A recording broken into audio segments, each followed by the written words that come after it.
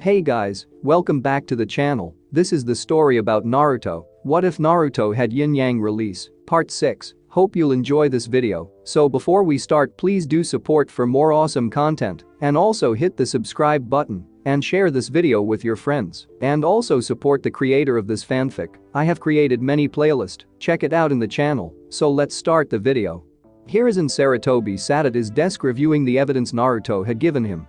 Helping him were his former students along with Kakashi and Zisho. The Hokage shook his head in disgust at some of the things this once proud clan was getting involved in. Drug trafficking, human trafficking, cold-blooded murder, and racketeering were some of the worst crimes uncovered so far.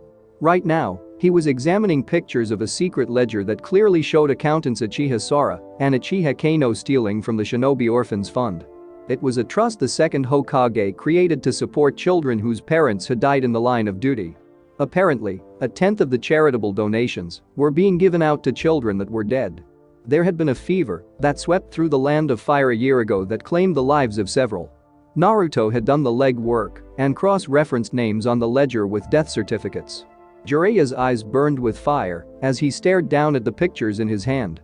He was going over photos of another ledger from the private office of Uchiha Kanemoto.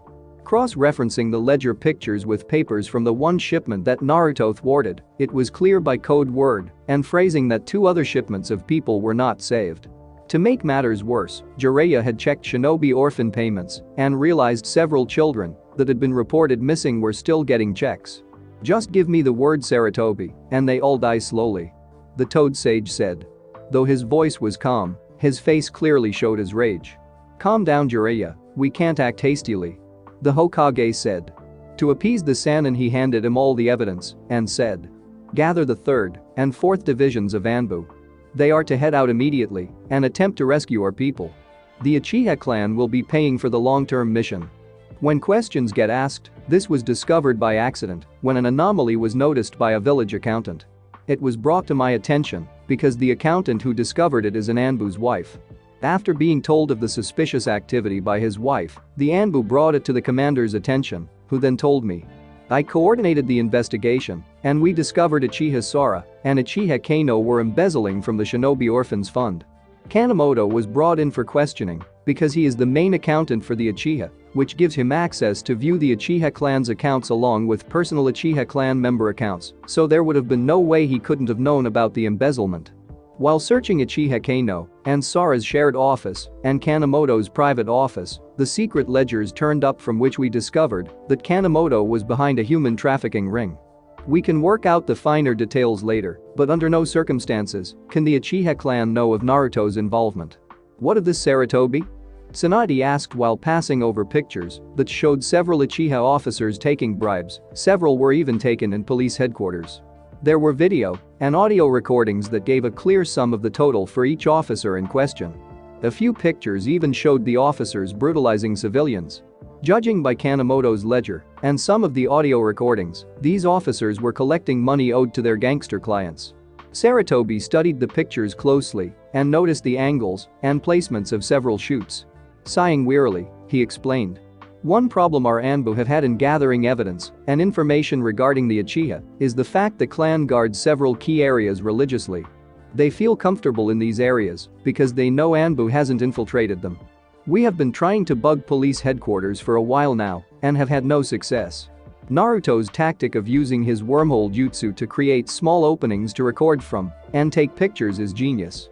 The problem is there is no way to disclose how the photos and recordings were obtained without giving up the boy's secret. The Uchiha are aware of our efforts to spy on them, as Naruto's evidence clearly shows, so we couldn't exactly say this was our doing. The Uchiha will demand to know how it was done, and if we refuse to explain, then they will claim the evidence is a fabrication. Zisho glared down at the box the young Uzumaki had given them. Sarutobi's desire to protect Naruto's secrets was making this difficult. They had more than enough evidence to start arresting people and possibly prevent the uprising. Like a light bulb, an idea suddenly came to him. "Lord Hokage, how far are we willing to go in order to stop the Uchiha clan without bloodshed?" the Jounin asked seriously. Everyone in the room gave the swordsman their full attention.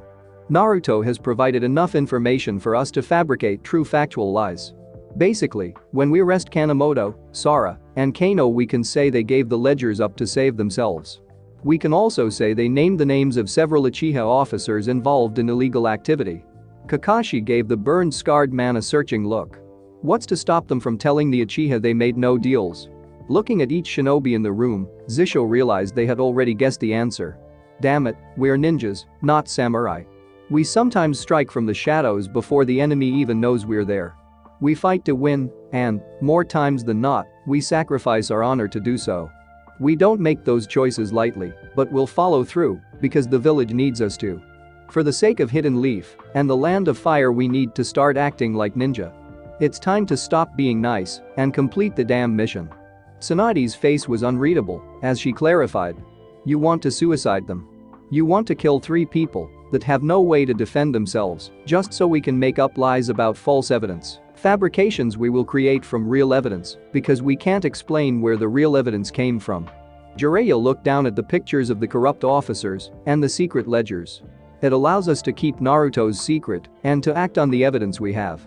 We could begin arresting Uchiha officers within a few days and showing them false documented statements from the 3 Uchiha civilians that they could never deny. They might even get scared enough to start confessing. This could be such a crippling blow to Fugaku he will have no choice but to call off the rebellion. Are we really going to stand here and try to weigh the lives of 3 greedy criminals over the countless innocents that will be lost if fighting breaks out? I vote for Zisho's plan. Kakashi looked between the Sannin and tried to gauge Tsunade's stance. She hadn't exactly said she was against the idea. With an angry grumble the masked man said, I'm also against Zisho's plan. Tsunade, somewhat reluctantly, nodded her head in agreement to the plan, as well. Hiruzen lit his pipe and took a long drag. Alright, let's get started. Fugaku's house. Mikoto Uchiha was standing in her kitchen preparing dinner. She had just helped a nurse change Izumi's bedsheets and clothing. So far, there has been no change with the young girl. Kunoichi remained in her coma for the last 10 days and hadn't stirred once. Placing her pan of chicken in the oven to bake, Mikoto made her way to the back door. Outside, her youngest was steadily going through his katas as Fugaku supervised. Her husband would occasionally give Sasuke proud smiles when he thought no one was looking. She never understood his obsession with keeping up the Sternfather clan head image. What would it hurt for Sasuke to see him smile proudly once? Mikoto often wondered how Hitomi had gotten Hiashi to lighten up and resolve herself to ask the next time she saw the Hyuga matriarch. Thinking of Hitomi made Mikoto wonder about Naruto. The Uzumaki was training with the Hyuga clan today, as it was Saturday. He wouldn't be home until later tonight after having dinner with Hitomi and her family. The Uchiha had managed to get Naruto to eat meals with them when he wasn't away. He had explained that Hyuga Ige was training him alongside Hyuga Neji. Wondered if the Hyuga were only going to teach Naruto up to the level of a branch family member, or if Hiashi himself would take over once the boy had learned all that Ige could teach him. During meals, Fugaku would try and get Naruto to open up more, but so far all efforts had failed. The young boy refused to lower his guard around her husband. The Uchiha clan head had tried explaining a few lower-level Sharingan Genjutsu to Naruto, hoping the boy had some similar ability with his own Dojutsu, but so far the boy hadn't reported any other abilities but Byakugan-like sight. Mikoto now knew he could only see in front of him, lacking the Byakugan's 360-degree wide visual range, but his gaze could stretch a mile. She, like her husband, believed there was much more to Naruto's Dojutsu than simple X-ray vision. The tension between Naruto and Fugaku was so bad Sasuke had noticed. He had asked her about it not long after the Uzumaki had come to stay with them, and she told him the whole truth. Mikoto saw no reason to lie, as Naruto knew the full story already. She remembered the dinner they had that night and the awkward looks Sasuke would shoot Naruto when the Redeed wasn't looking. She wondered how odd it must feel to look at another boy and realize your heart was beating in his chest. Naruto didn't seem to have the same level of animosity for her and her sons as he did for Fugaku. He would spar with Itachi and Sasuke when they invited him to. The Redeed and her youngest had taken to either running laps or practicing katas in the morning before going to the academy together. Sasuke always tried to outdo Naruto in every exercise they did, but the Uzumaki didn't seem to care about competing. A few days ago, Namikaze Sakura stayed for dinner. After eating, the 3 children went outside to train a little. They had trained in kunai and shuriken target practice. Sasuke had once again tried to get Naruto to compete with him, but the redeed still gave no indication that he cared at all. Next, Sasuke had tried to get a rise out of the Uzumaki by showing Sakura his fire jutsu. He had even added a twist to the kunai, so to speak, by demonstrating his earth jutsu as well. Sakura had turned to the redeed and said the techniques were amazing. Naruto had quietly commented shyly that they were okay. Mikoto knew the little Uzumaki wasn't trying to offend her son, but Sasuke had taken the unintended insult personally. The only reason why Naruto hadn't risen to her youngest son's challenge was because Sakura was the girl fawning over him, not Hinata. Her baby didn't understand this, and the only thing his baiting had done was to get the pink-haired Namikaze as a fangirl. Mikoto thought about those implications as she went back inside to check on her chicken. Namikaze Sakura would not be a bad match for her little Sasuke. The girl herself was a dedicated kunoichi that took her studies seriously. Though her civilian pedigree did hurt her a little with natural-born physical talent, she more than made up for it with brains and natural-born chakra control. According to Master Oho, Sakura was a dedicated Fuinjutsu student that could make the art truly her own one day. The pink-haired girl was also the only daughter of the beloved 4th Hokage, which was an added bonus more than anything. There were also no viable Uchiha kunoichi Sasuke's age that could be candidates. In terms of blood distancing, her youngest would have to marry an Uchiha much older than himself to avoid birth defects. Not that wives for her sons were an immediate issue. Both her babies were much too young to be thinking about marriage. Besides, she knew her oldest was quite taken with little Izumi. Neither she or Fugaku could be happier with this outcome. The girl was perfect for Itachi thanks to her potential strength as an Uchiha kunoichi and her family blood distance. As Mikoto began preparing the rice for the meal, there came an urgent knocking from the front door. The woman quickly ran to answer. Outside bowing respectfully was a dark blonde Uchiha Chunin. Lady Mikoto, sorry to bother you, but Uchiha Kanemoto, Sara, and Kano were just apprehended by Anbu operatives. The Uchiha police haven't been told much other than embezzlement charges. In the backyard, Fugaku missed a basic block and received a kick to his groin when he heard his wife scream. What? Hyuga training grounds. Hyuga Ige stood off to the side watching his newest student spar with his oldest. Neji was taller than Naruto and had years of training under his belt, but that wasn't helping him now. Both boys had been going almost non-stop for the last 4 hours, and the Uzumaki's inhuman stamina had begun to show. Of course, this was light contact only. If Neji was attacking with chakra, the fight would definitely be in his favor. This exercise was more to help Naruto gain the muscle memory of Juken more than anything. That's enough. The Hyuga Jounin called out. Both boys stopped immediately and stood at attention. Ige almost cracked a smile at knowing what was about to happen. Naruto was covered in a thin layer of sweat, while Neji appeared to have been swimming in his clothes. At ease. He called out. Naruto began to slowly massage his shoulders while Neji collapsed backwards on the ground. The young prodigy was taking deep breaths and appeared to be on the verge of passing out. Very good, both of you. I'm glad to see significant improvement in your fighting abilities. Naruto, you demonstrated precise movement when going for Neji's chakra points, and had you been using chakra, could have definitely shut Neji down. However, had Neji been using chakra, then this fight would have only lasted 2 minutes at most. You may not always have time to tire your opponent out with your inhuman stamina, Naruto, and must strive to improve your abilities so you don't have to. Naruto blushed and looked down at being addressed by Ige. Neji continued to take deep breaths while laying on the ground and gave no indication that he even heard his sensei. The older man turned around at the sound of footsteps. He saw his younger sister walking up leading his baby niece by the hand. The young 3-year-old quickly ran forward to hug Naruto when she saw him. Hitomi smiled at her daughter's happiness in seeing her surrogate brother and asked Ige, "How is the training going?" "Fine, Naruto has proven adept at using the Juken," he explained. "Neji is also getting a good workout as well." Hitomi sighed exasperatedly and said, "I can see that." Confused, Ige turned back to his students and saw his niece poking the older one with a stick. The boy was too exhausted to even defend himself from the child's playful antics. "Hanabi, that's enough," Hitomi barked. The young girl quickly hid the stick behind her back, the tip poking up above her head, and said, "I wasn't doing anything, mommy." Giggle. Ige smiled at the little girl and asked Hitomi, "Where is Hinata?" His sister got an angry scowl on her face as she said, "Hiashi is putting her through the Jukin katas for the elders to see." Ige didn't bother asking anything else. Like his sister, he believed Hiashi and the elders put too much of a burden on Hinata's small shoulders. The elders expected her to be a perfect heir in every way. Normally, Hitomi could make Hiashi see things her way instead of the elders, but not always.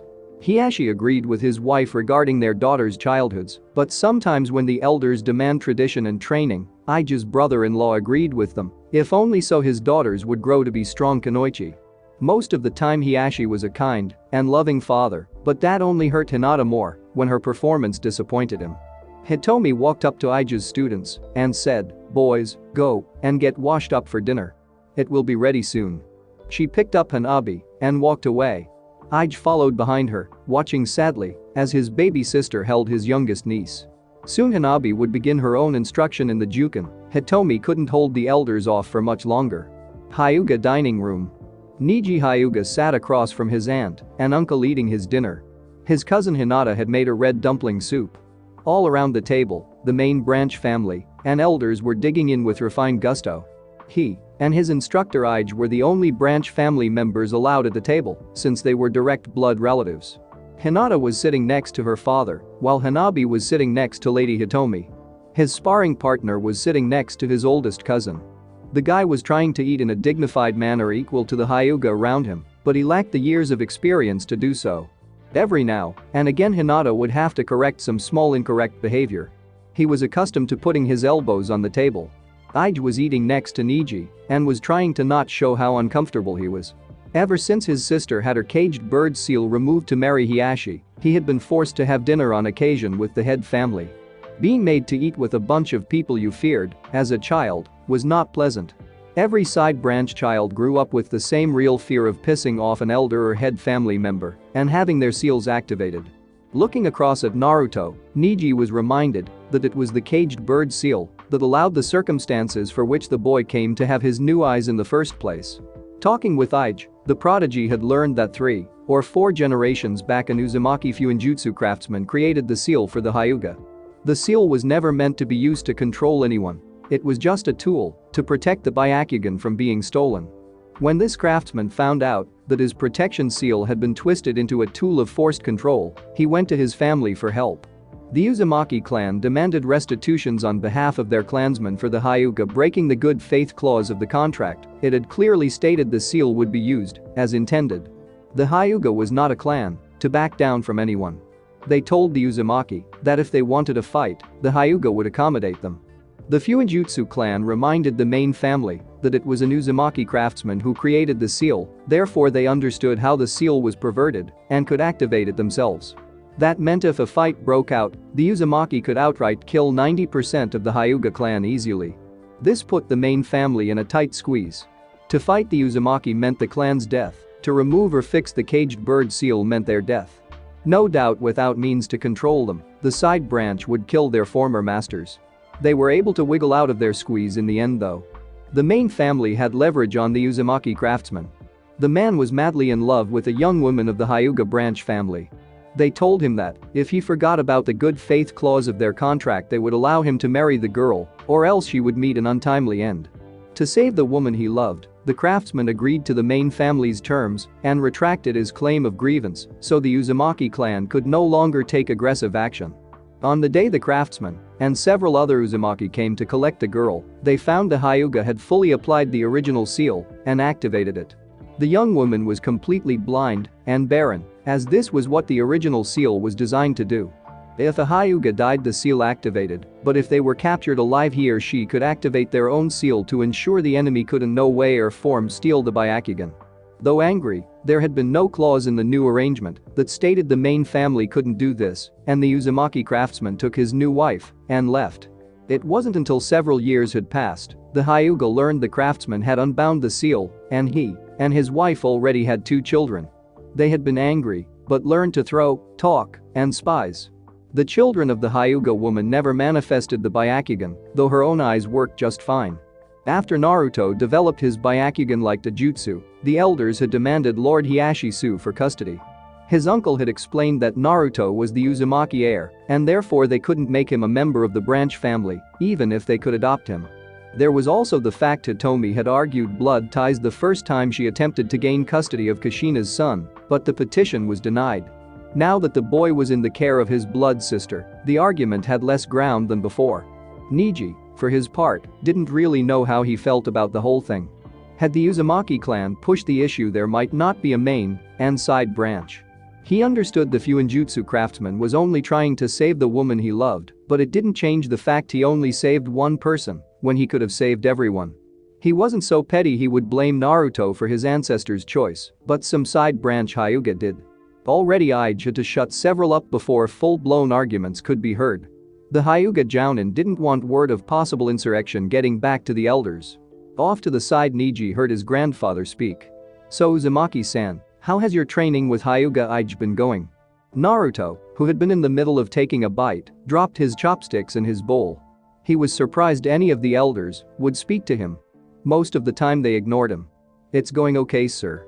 Neji observed the former Hyuga clan head give a slight frown.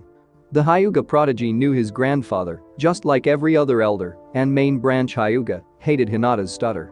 Hearing one come from Naruto, a boy that was supposed to be a prodigy in his own way, probably annoyed the man greatly. So much that he actually broke his stock facial mask for a second. "Have you been learning higher forms of attacks yet, or are you still on the basics?" the old man inquired further. Neji narrowed his eyes slightly. His grandfather was not a kind man. It was he that had the wonderful idea of switching his sons to appease Hidden Cloud. The man had never once had a kind word for any of his grandchildren, at least not one that didn't have a string attached. He wasn't the only one suspicious either. Lord Hiashi and Lady Hitomi also looked cautious. "The basics, sir," Naruto said nervously. He was giving straightforward answers because they were the easiest to get out. Naruto has actually shown great promise with Juken so far, Elder Kazaki. Neji's aunt explained with a kind smile. "I observed him and your grandson sparring earlier." Neji forcibly stopped his face from smirking. He knew his grandfather hated when Hitomi spoke to him. The bastard was an old traditionalist and believed women, along with children, should be seen and not heard. Since he was addressing Naruto, the boy should speak for himself. "I heard your sister is still in a coma. How is she faring?"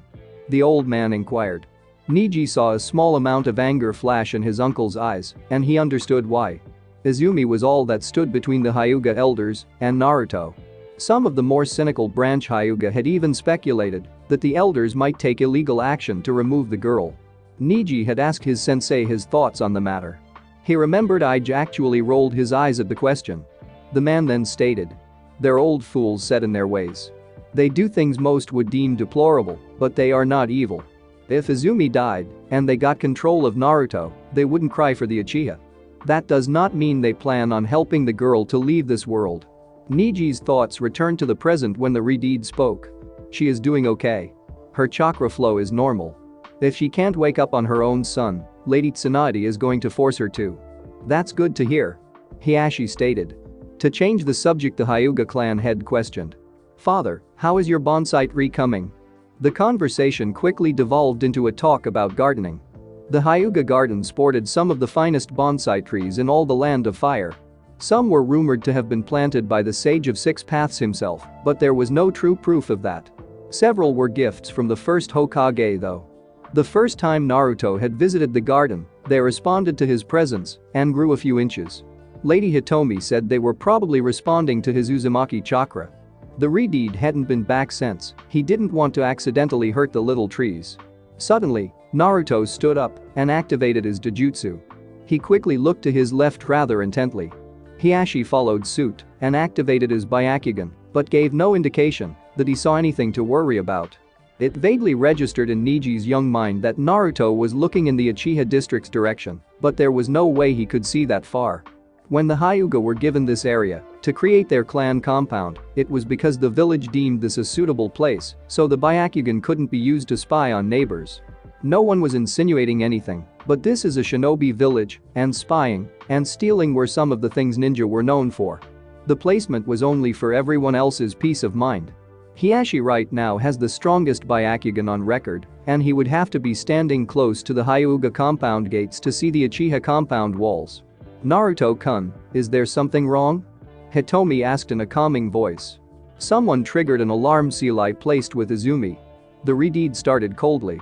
"Everything is fine, but I need to get home soon." All around the table were shocked faces. If what Naruto just said was true, he could see into his sister's room from where he was standing. This was a much greater distance than the Uchiha walls that Hiashi could barely see. Niji also took notice of the fact Hinata didn't look surprised. His cousin was staring down at the table red-faced while tapping her fingers together. Why is she embarrassed by the elder's reaction to how far Naruto can see? Niji remembered how after Ige-sensei explained Naruto would be training with them, and why, he confronted Hinata about the Dojutsu to see what she knew. His cousin confessed to knowing about the ability for months. She had been consoling Naruto just after Baisho was slain and the Dojutsu activated. The Uzumaki had been highly embarrassed because he apparently saw through Hinata's clothing, which was a common mishap of the Byakugan. Hinata hadn't freaked out and calmly explained the embarrassing side of having X-ray vision and then asked to tell her father about the new Dojutsu. Naruto had freaked out when his cousin mentioned telling Hiashi about the Dojutsu and the incident in which she discovered it, so the young heiress had kept the secret. Niji hadn't thought about the implications at the time. His cousin and Naruto had been best friends since they were roughly 5. Hinata knowing about the Uzumaki's Dojutsu and not telling anyone was a very acceptable scenario. It was another memory that connected the dots. 3 months ago, the young Hyuga prodigy had been relaxing in a tree situated in the garden. He noticed his cousin come inside and sit underneath the sakura tree he was lounging in. He noticed her activate the Byakugan, but paid it no mind since he was in her blind spot. She began to silently mouth words, as if she was talking to someone. This was a common way of communication for the clan, and Niji had activated his own Byakugan to see who she was talking to. He hadn't seen anyone though. Now looking at Hinata's embarrassed face, the prodigy knew why. He hadn't made out every word his cousin spoke, but Niji was sure she said Izumi at least once. He figured she was discussing Naruto's older sister with someone, and now Niji knew it was Naruto himself she was conversing with. If Hinata was in the garden and Niji's sparring partner was in the Uchiha district, his cousin would need to be capable of seeing 1.5 to 2 miles roughly in order to have that conversation. The feat was unheard of with the Byakugan. With training, an experience of Hyuga could possibly hope to achieve a mile of sight. Lord Hiashi himself could only see just over a mile, and Hinata could already see twice that. It puts other things into perspective, as well. His cousin was having trouble coordinating her attacks, while her Byakugan was active. When the Dojutsu was used, it obviously increased the amount of information the brain received. Hyuga meditated for hours to maintain complete self-awareness to deal with the strain. If Hinata could see so much at once, then the amount of information would be crippling. It was no wonder she was having difficulty. To make matters worse, meditation would actually increase her Byakugan's reach, so the problem would actually get worse before it got better. Niji decided he would have a private talk with Hinata before bed tonight. Everyone watched as Naruto began to quickly eat his food. He stood after finishing and bowed low and said politely, "Thank you for the meal, but I need to get home." "Of course, Naruto, I'll see you out," Lady Hitomi said, startled. She and the boy left in a hurry with Niji following close behind, as was custom. At the gate, Naruto turned to the 2 Hyuga. "I don't want to alarm anyone, but the man that broke into Izumi's room had a hidden cloud headband. Are you sure I don't need me to go with you?" Hitomi asked. "No, he's dead," Naruto replied. He then turned and ran off into the night. Streets of Uchiha district. Fugaku walked slowly down the street of his home, cursing himself for his stupidity. How could he have been so blind to the wrongdoings of his clan? He was coming from a meeting with the Hokage, and things looked very grim. After hobbling inside to find out why his wife had screamed, Fugaku had dressed in his ceremonial robes, consisting of all white fabric with large baize cuffs and collar with the Uchiha clan symbol on the back, and immediately headed for the Hokage's mansion. Upon arriving, the secretary has shown him straight to the Hokage. The Uchiha clan head found the village leader along with the elder council and the Anbu commander. "Lord Fugaku, we've been expecting you," Saratobi stated in a grave voice. "Please have a seat. I'd rather stand, Lord Hokage, if you don't mind." At the old man's simple nod of expectancy, Fugaku continued. I was informed that 3 civilians had been arrested by Anbu. Their alleged crime was embezzlement. Why wasn't this matter brought to the police? The Uchiha police force was established to handle all crimes that happen within the walls of the village. That way Anbu could focus their attention outside our walls. This matter was discovered by accident. The Anbu commander explained. One of my subordinates brought it to me after his wife, who works as a village accountant, found a discrepancy with the Shinobi Orphans Fund. A check was cashed for a child that she personally knew to have passed away over a year ago from sickness. If we can handle this embarrassing predicament quietly, I would prefer to. Fugaku stated firmly. The Uchiha will gladly pay back double what was stolen and deal with the culprits personally. I'm afraid there is more, Lord Fugaku. Sarutobi said. He opened 2 books on his desk and slid them forward. The Uchiha clan head glanced down and noticed they were ledgers. The Hokage then opened a 3rd book and slid it forward above the first 2. Fugaku noticed several underlined sections in the first 2 ledgers that appeared to be cross-referenced to the 3rd ledger. His blood ran cold when he recognized the 3rd book as the shipment logs for the ship's Baisho had been guarding. What does all this mean? Fugaku asked, already knowing what was being implied. This is evidence that Uchiha Kanemoto, Sara, and Kano were involved with the slave shipment. Sarutobi explained. Thanks to payment logs and breaking the rudimentary code, we have a good idea where the victims are being enslaved. I've already dispatched the 3rd and 4th divisions of Anbu to retrieve our citizens. Fugaku quickly offered before the Hokage could order it. The Uchiha clan will cover all mission costs and pay restitutions to the victims and their families, sir. He had talked with the 3rd Hokage a while longer. The man had assured him the police force would be allowed to continue operations like always. However, until the clan had been cleared of suspicion for possible involvement with the criminal activity, they would not be allowed anywhere near the human trafficking case.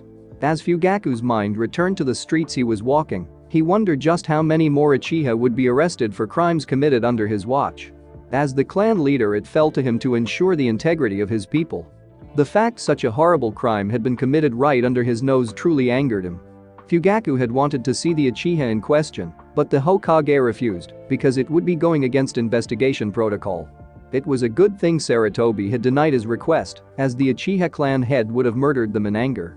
For most of the day Fugaku had been walking around the village and observing its people. He had thought the rebellion was the only way his clan would ever get the respect it deserved. However, if the Uchiha could sink so low as to hurt innocent people for money and gain, how much respect did they truly deserve? When fighting broke out, how many of his clan would revel in the bloodshed? What horrible sins would they commit when he wasn't looking? How could he lead a whole village when he couldn't lead one clan? All Fugaku's self-loathing thoughts were driven from his mind when he reached his front door.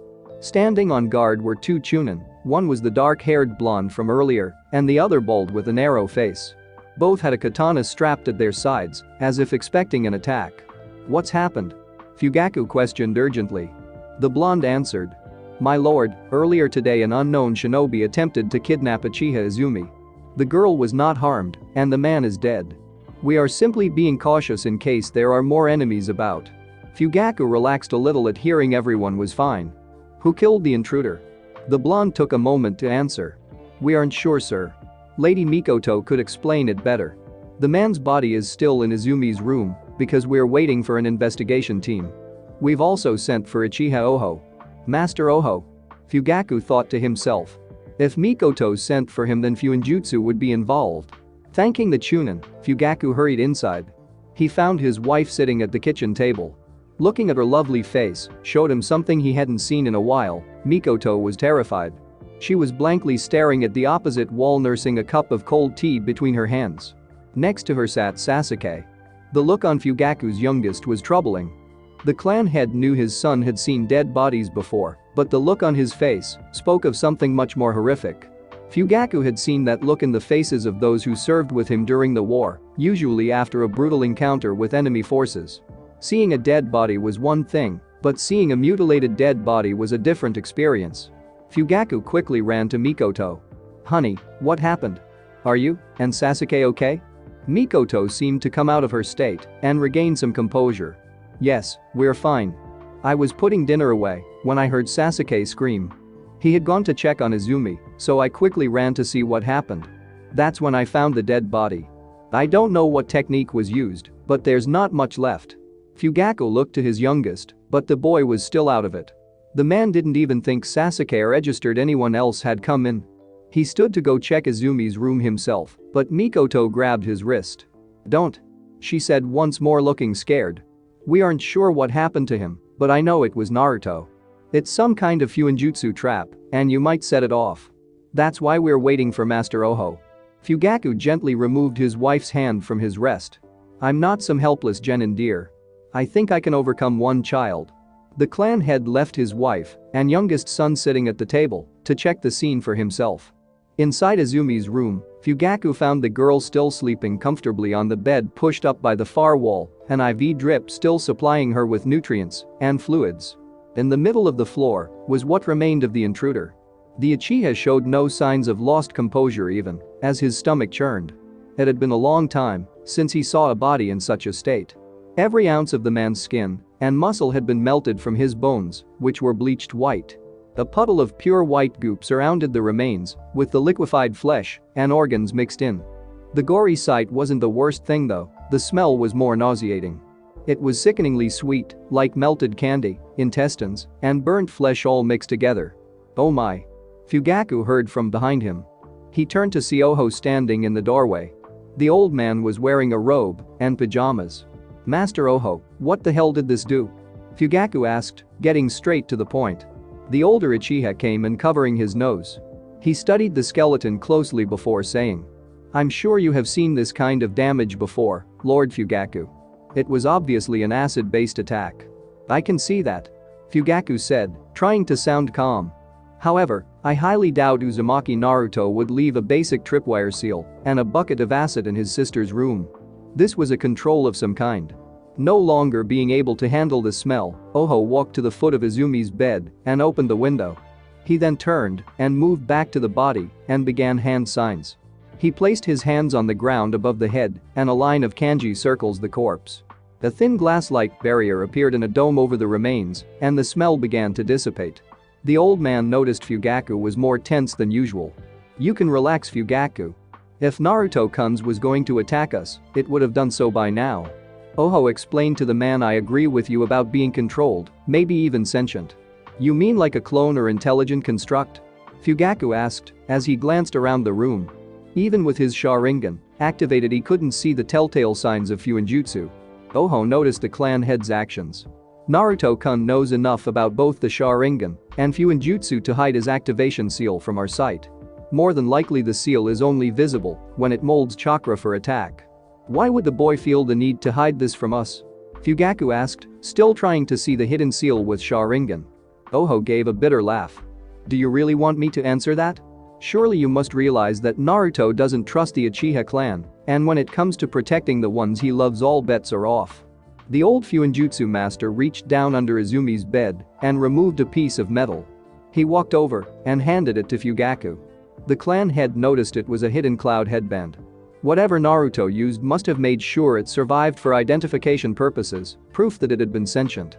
"I'm going to have those two chunin up front come in and collect the body. With my preservation barrier they can remove the section of floor and cart it away like a stretcher," Oho said. Both men left and returned to the kitchen. There they found a Naruto setting with Mikoto and Sasuke. Fugaku's son still looked distraught, but his wife was more relaxed. The woman looked up when she heard her husband walk in. "Is everything okay?" Fugaku asked as Oho left to get the chunin. "Yes," Naruto explained that he was a clone and wouldn't have attacked anyone unless he believed them to be a threat to Izumi. Mikoto explained. Fugaku looked down at the young Redeed. The boy's expression was that of caution and defiance as he stared back at the older man's eyes. "I will need you to come with me, Naruto. As Izumi is incapacitated, we will need Lord Hokage to be present during your official statement. You are still a minor and must have an adult guardian represent you." The Uzumaki stood and followed Fugaku out the house. Root division. Itachi slowly walked down the hall, leaving a meeting with Danzo. The powerful cripple had once again talked of striking the Uchiha clan first and eliminating them before they caused a war. The prodigy had tried reasoning with Danzo that they could possibly stop the rebellion without violence now, but the old man would not be moved from his stance. The Uchiha must be eliminated for the good of Konoha. Danzo did have a good argument.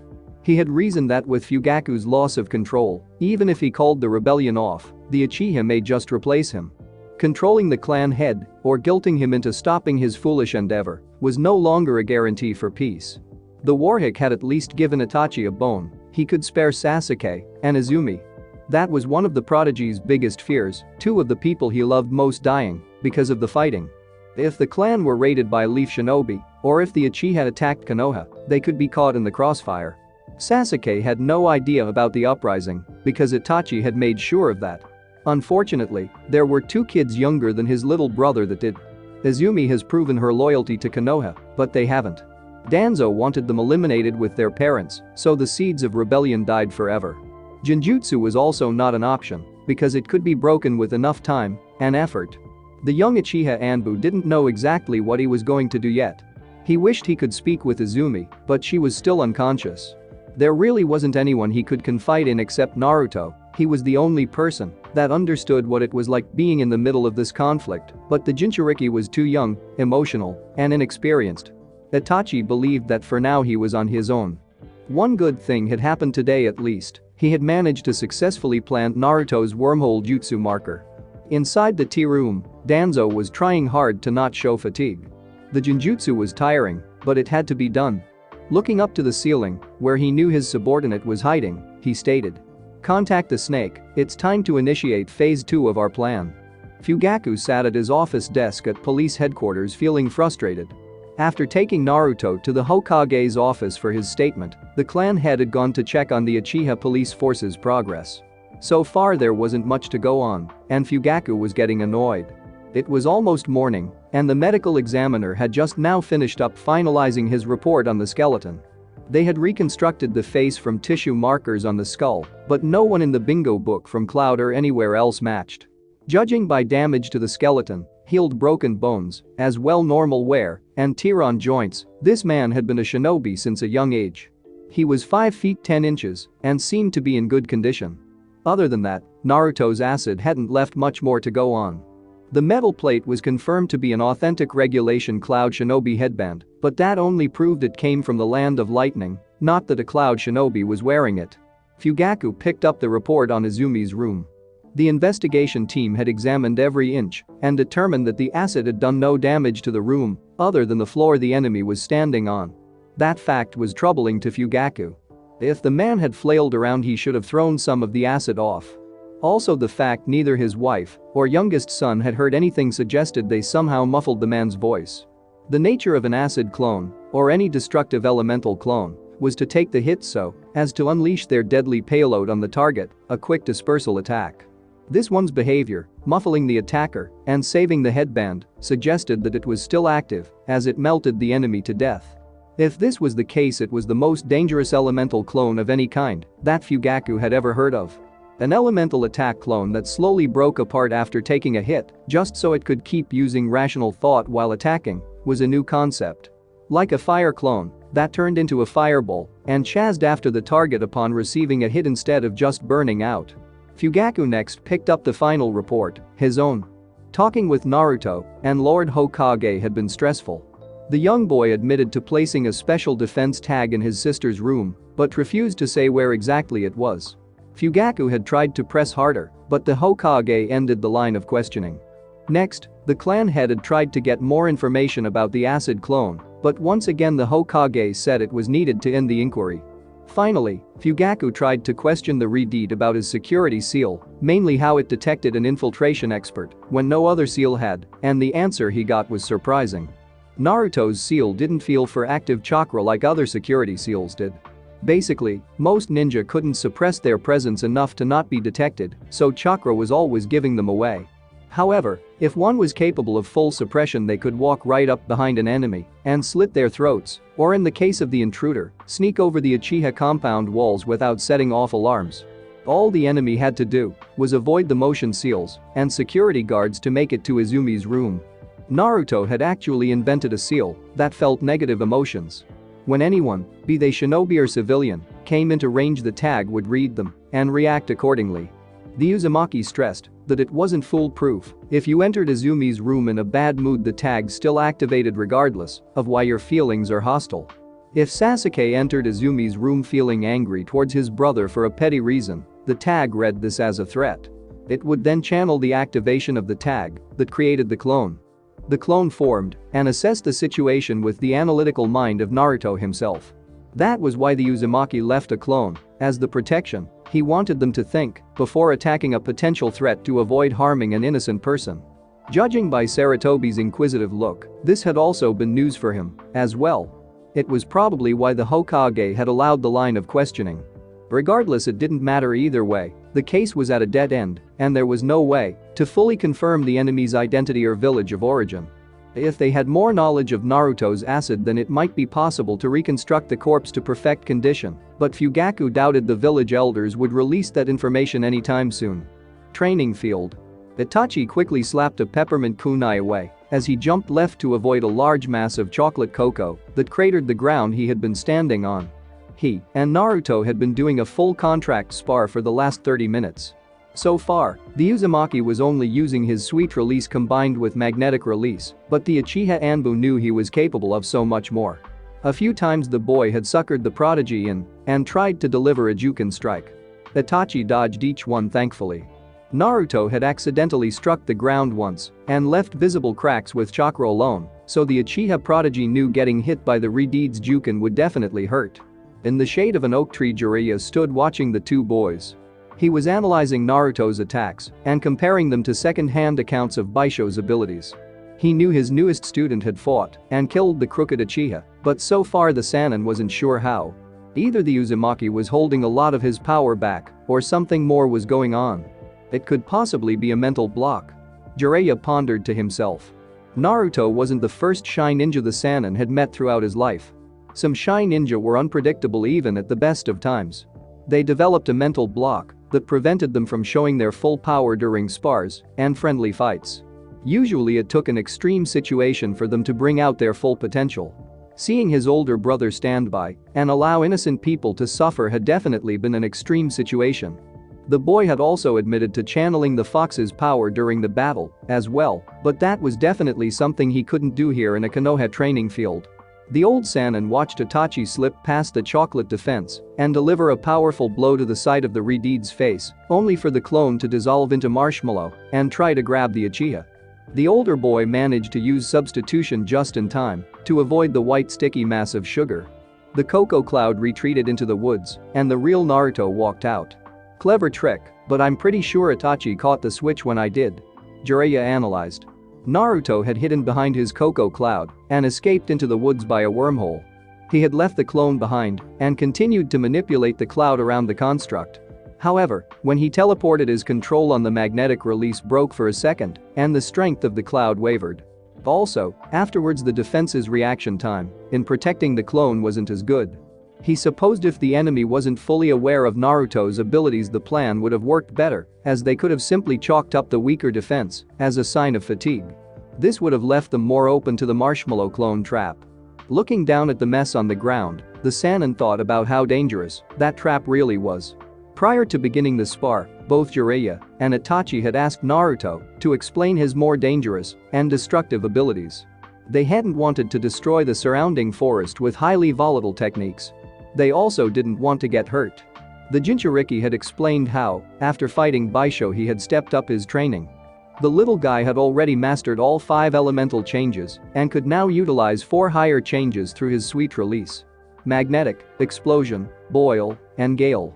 Though it may appear Naruto's abilities were limitless, they had a few blocks. One was he could only channel his higher chakra changes through his sweet release, not his body directly. Naruto demonstrated his lightning release, light bulb, which was a smaller version of the destruction sphere that only used one finger to cast. He blasted a fist-size hole straight through a tree. The Redeed then created a floppy-eared dog head made of cocoa cloud and fired a gale release, light bulb from the mouth that punched a smaller hole into a tree roughly the same size as the first one. The only difference was the gale release presented itself in laser form and penetrated the trees behind the first one, struck for over a mile. The laser attack was one of penetration rather than destruction. Itachi and Jiraiya were confused by the limitation. They didn't understand the hang-up of needing the sweet release to channel higher nature changes until Naruto formed an actual lightning clone. They worked perfectly and discharged accurately when Itachi struck it. However, when the boy tried to form a Gale clone, both experienced ninja understood. The moment the construct began forming, it began to break down and disparate without causing any real damage. Whatever the reason, the boy's chakra wouldn't work. Higher chakra natures into complex forms from his body, and channeling the chakra nature through his sweet release also made this impossible. Simply put, I didn't have a chakra network to form complex constructs. Basic attack forms were all Naruto could hope to achieve. Going back to his other 3 higher chakra natures that Naruto could use, there seemed to be no real limitation with the magnetic release other than it could only be used with candy. However, the explosion release was so volatile it could only be channeled into a jawbreaker. All other forms of the sweet release were too weak to handle it. This also brought up a second limitation. Naruto couldn't manipulate 2 higher chakra natures at the same time that require a common base chakra nature. Since explosion release and magnetic release both required earth chakra, they couldn't be used together. No magnetically controlled bombs. It was the boil release that was the most interesting, at least in Jiraiya's opinion. Naruto had learned to channel water chakra into marshmallow to give it a more sticky and dense form. Combining fire chakra allowed him to create acidic marshmallows. It was Naruto's sweet release, sticky acid marshmallow clone that killed the intruder that tried to kidnap Izumi. Seeing the young Anbu barely dodging a peppermint shuriken coated in wind chakra, Jiraiya called out. "That's enough." Itachi and Naruto both stood at ease and waited for the old hermit to approach. Jiraiya looked at the Uchiha and said, "I think we've done enough for today." This was more about gauging Naruto's abilities than his endurance. "Thanks for your assistance today, but if you have other duties then please don't let me keep you from them any further." The raven-haired boy bowed low and sunshine away in a puff of smoke. Jiraiya looked down at his nervous little student next and began to grow frustrated. Naruto had begun his nervous finger tap habit since there was no one around that he was familiar with. The Sannin resisted the urge to scoff. Kids have more power and moves than most jounin, but a common stranger can still make him nervous. Jiraiya knew talking to the boy would be aggravating because of his stutter, not that he blamed the kid for it.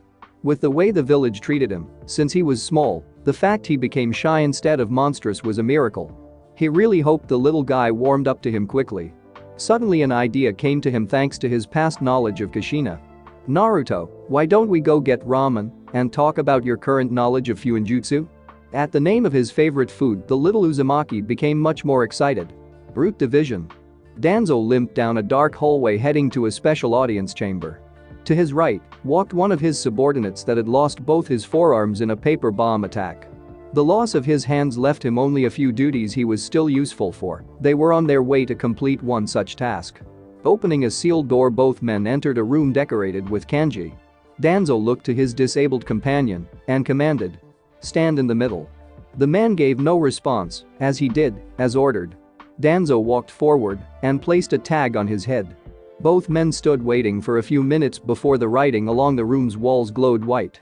The man standing in the middle of the floor gave out a choked gasp of air as his face became vacant.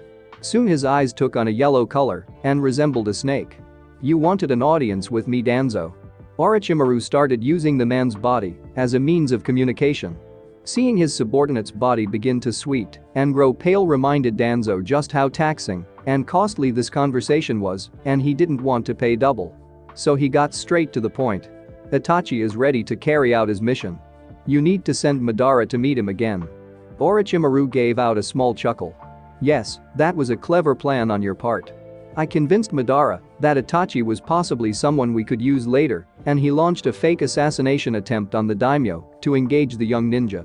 A protection mission the young man was given thanks to your manipulations, if I'm correct." The snake-like eyes then took on a hard glare from the handless man's face.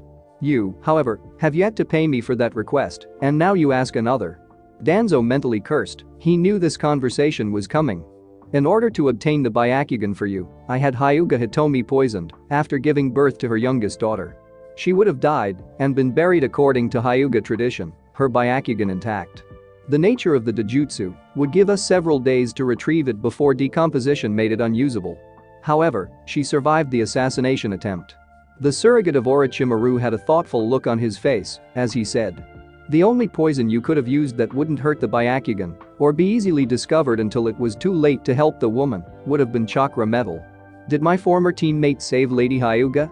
Danzo thought of his response carefully. He could lie and say it was Tsunade, but Orochimaru could easily confirm she hadn't been in the village at the time. He didn't want to reveal too much information about the village's greatest weapon to a potential enemy. If the snake discovered the Jinchuriki had created so many new and never before seen, he may decide to eliminate such a threat. He could also decide to take the boy himself, something the old war hawk would have done if the village's eyes weren't upon him. It was a new technique developed by the medical corps. The old mummy gave a way of explanation. Orochimaru looked suspicious, but let it go. I will convey to Madara that Itachi has begun to doubt whether a peaceful resolution can be found between Konoha and the Uchiha.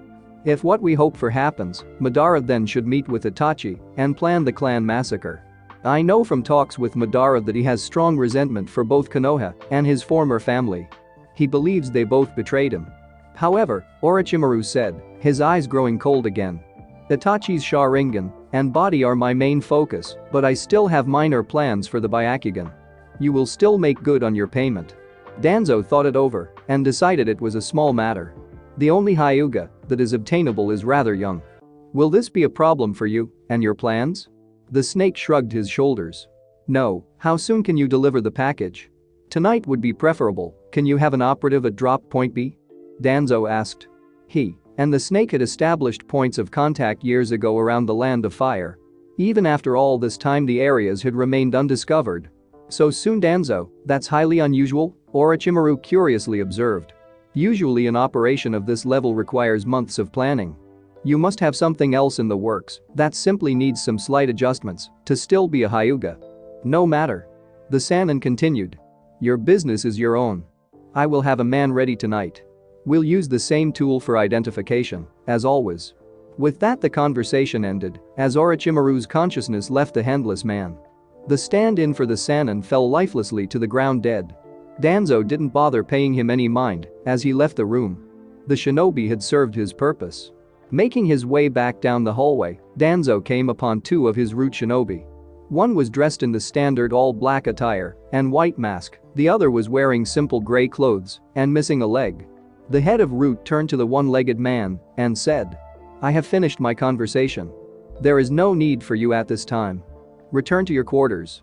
The man gave the best bow he could and hobbled away on his crutch to do as ordered. The bandaged man then turned to the ninja, dressed all in black. There has been a change of plans. You will be abducting Hyuga Hanabi along with Uchiha Izumi tonight. Unlike the Jinchuriki's sister, we will not be saving the Hyuga. You and your team will head to drop point B and pass the Byakugan and its welder off to a team Orochimaru has tasked with retrieval. After that, separate from the snake's team and head out to complete your original mission. Remember, you and your team must die during the rescue of Uchiha Izumi.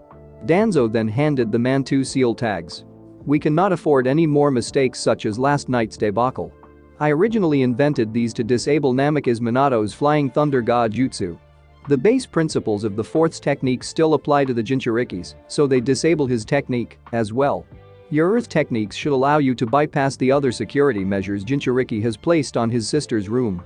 The man silently pocketed the tags and left to complete his suicide mission.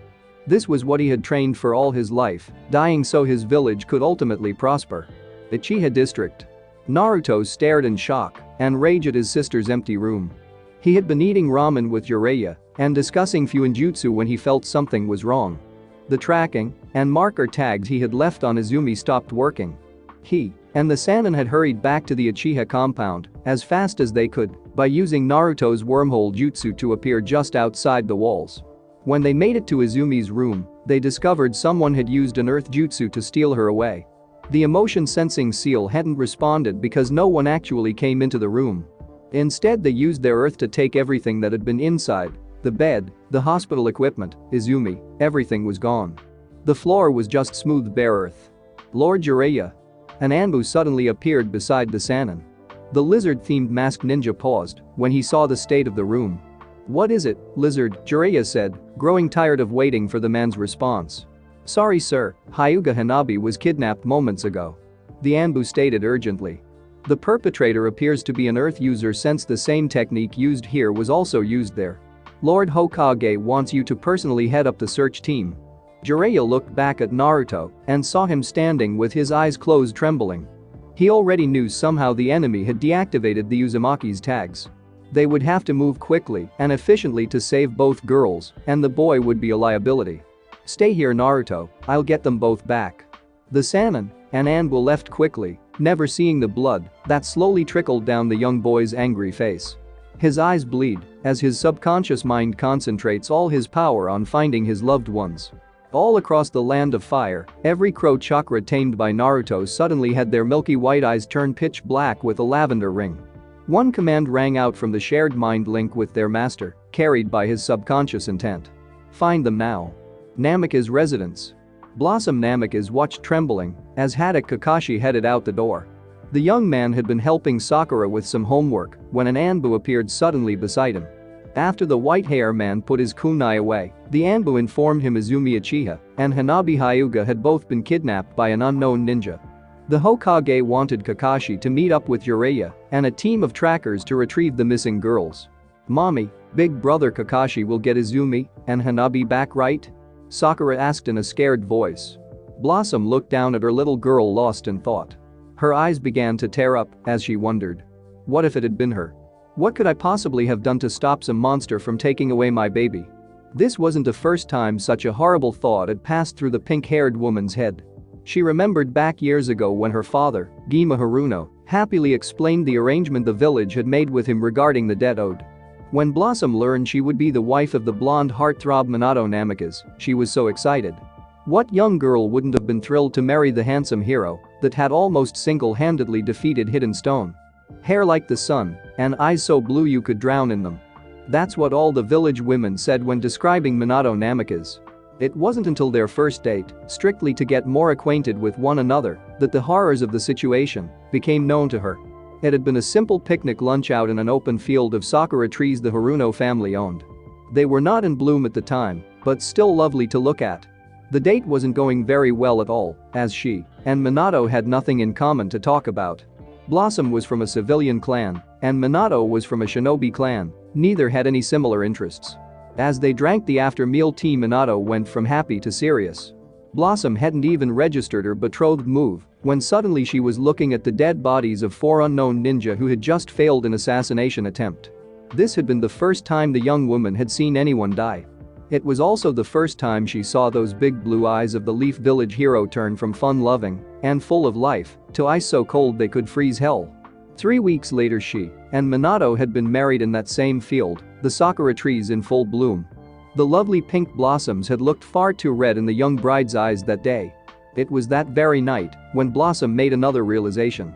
As she prepared to lay with Minato, hugging him tightly in hopes of feeling joy instead of terror, she felt how different his body was compared to other men. She had always been a proper young lady, but Blossom had played with cousins and such when she was a child, also dancing with the occasional boy a time or two at social events. Every muscle on Minato's body had a density equal to steel, at least when you compared it to a civilian. Next to him she was nothing but a porcelain doll. The former Haruno had heard stories about Minato's strength and how he had single-handedly killed 1,000 enemy stone ninja to end the war. Her father had reminded Blossom of this face the day he excitedly explained the arranged marriage. Most civilians would look at the lone drunk with a knife as a major threat, but her husband looked upon an army of enemy ninjas and single-handedly destroyed them. No matter how you worded it, no matter the reasons behind it, this act alone made Minato Namikaze a monster. He was a loving man, definitely the kindest person Blossom had ever met, but a monster all the same. The newly named Lady Namikaze tried to put all those troubling thoughts behind her as she moved forward in life. The village adored them both as the new hot celebrity couple. Blossom had begun to spend time with other shinobi and kunoichi. She even met the legendary Kushina Uzumaki once, though the heiress hadn't said much to her. Life on the outside was good, but the inside told a different story. Since she was around ninja more than ever, Blossom was enlightened to the true dark underbelly of the shinobi world. She heard the real stories behind some of the most talked about battles of the war from the perspective of those who fought them. She heard of atrocities that were committed and the retributions dealt back. The young wife saw a sensei breakdown as he discussed his dead team of genin and how he single-handedly avenged them against a 20 enemy cloud ninja. She saw far more than any civilian had ever been privileged to. It was during this time Blossom made another revelation. All shinobi were monsters. They all played the part of being human, they still had emotions, but in truth none of them were normal. If a shinobi, even a half-decent genin, decided to kill civilians, then it would take a shinobi to stop them. She and Minato would also discuss politics sometimes. Blossom liked to think this was one thing she could help her Hokage husband with until they stayed up late one night drinking cheap sake on the couch. Minato told her a horrible truth about politics and shinobi in general. It was all one big lie, honor and integrity was just a smokescreen, and then he went on to drunkenly clarify why. Every shinobi village sells a product called Blossom, their ninja. The blurry-eyed man began. We sell to who can pay, and that usually means civilians. We must come off as honorable and respectful as possible, using fair political practices to deceive our clients. We can never let them see the truth as to what they are purchasing. They can never know that, even when hiring a child that looks cute in a headband, all they have done is pay a killer to do a job. At times we have to stop telling the lie for a second and fight dishonestly, but we do it in a way to spin the story in our favor so we can start lying again after. When push comes to shove and the village is threatened, the lie of fair politics and honorable practices ends. That's when you see shinobi politics. Look at your father and our marriage. He continued to confuse Blossom's confusion. Your dad came to the Hokage and the elders and demanded the debt the village owed. He had every right to do this according to the daimyo's laws, that's fair politics, but that doesn't mean we had to pay him anything. The elders could have killed him in some fashion and made it look like a tragedy. They could have killed your whole family and then the village wouldn't owe anything at all. No need to pay a corpse. That, dear, is shinobi politics. Of course, if the truth were to ever get out, then no civilian client would ever hire us again. Why hire those murderers from Leaf when you can hire those shinobi from Stone? It's all about image, and it works by keeping common people in the dark about the fact shinobi and murderer are pretty much the same thing. The only thing separating them really is orders. Blossom remembers sitting on the couch quivering in fear at her husband's words. When Minato saw he had scared her, he quickly gave the woman a reassuring hug. I'm sorry, Blossom. Minato had said, while shaking in frustration. I've had too much to drink, and I should never have told you all that. I know when you look at me at times all you see is a monster. Today is the 1-year anniversary of my great victory over Hidden Stone and the 1,000 ninja I slaughtered. The truth, dear, what you see when you look at me is what I see when I look in the mirror. Blossom remembered fearfully asking her husband if what he said about the elders was true. He confirmed that Danzo Shimura had indeed suggested killing off her father. He also explained that the head of Root sent those 4 ninja on the day of their date to kill her, just so they couldn't get married. The shinobi politics issue in their marriage had to do with offspring. In shinobi clans, distant cousins married one another to keep bloodlines pure and strong, especially in a Kekkei Genkai clan. Minato was a powerful ninja, and the elders had wanted him to marry a powerful kunoichi to produce a more powerful ninja. When Blossom demanded to know why nothing had been done about Danzo, the blonde Hokage explained Hiruzen Sarutobi had given the old war hawk too much freedom over the years. Root operated outside the Hokage's control, which allowed Sarutobi to play innocent when they conducted missions in the shadows. Root was only truly loyal to Danzo, so if he died suddenly there would be chaos in the ranks. When Blossom had demanded to know why Root was so important, Minato was forced to explain a much darker truth of the shinobi world: the great ninja wars never ended. Look, he said, starting a shocked Blossom in the eye. Do you remember your history lessons regarding the first Hokage? That or not, he continued. Let me ask you a question, and I want you to really think about it. During the time of first Hokage Hashirama Senju, why weren't there any wars? Blossom had taken a second to think it over before answering. He strived for peace and fostered good relations with the other villages through fair negotiation. Minato just shook his head no before saying. That man went out into the world and single-handedly captured all the Bijuu, then he handed them out as tokens of peace to the other 4 great villages. He wanted to bring peace through good relations, but wound up doing it accidentally with fear. Those tokens of peace were reminders that the first Hokage was so powerful that even the 9 Bijuu themselves were no match for him. The reason we never had a war during his reign was because no one wanted to fight a shinobi that was so powerful. This lesson created what I call shinobi politics. By teaching all 5 great villages and the smaller ones, there are only 2 ways to make a workable peace. Either produce ninja, so powerful no one wants to fight them, or weaken your enemies, so they can't gather the strength to fight you. Ever since the end of the First Great Ninja War, battles have taken place in shadows. These battles are conducted simply to keep alliances from forming and power from being consolidated in the hope that no one gathers enough strength to outright attack another village. I say the Great Wars are never ending because the fighting never truly stops. A peace treaty signed in the light of day means nothing to a shinobi at night. We just have a bunch of high and low periods of bloodshed, the Second and Third Great Ninja Wars. It's fortunate, as well unfortunate, Root is exceptionally good at conducting the shadow wars. If Danzo is taken out now, then the village would be vulnerable to attack from other shadow armies. I promise Blossom, I have a plan to weaken the old bastard's stranglehold on the village. The moment I have him in a weak enough position, I'll put him in the ground myself. Just be patient, and I'll end it all, Danzo, and the shadow wars. I'll put an end to shinobi politics. Minato had not lived long enough to complete that promise though. Not just 4 months after giving birth to their daughter Sakura, Blossom had stood in the nursery alone. She had stared down at the small child in sadness and terror.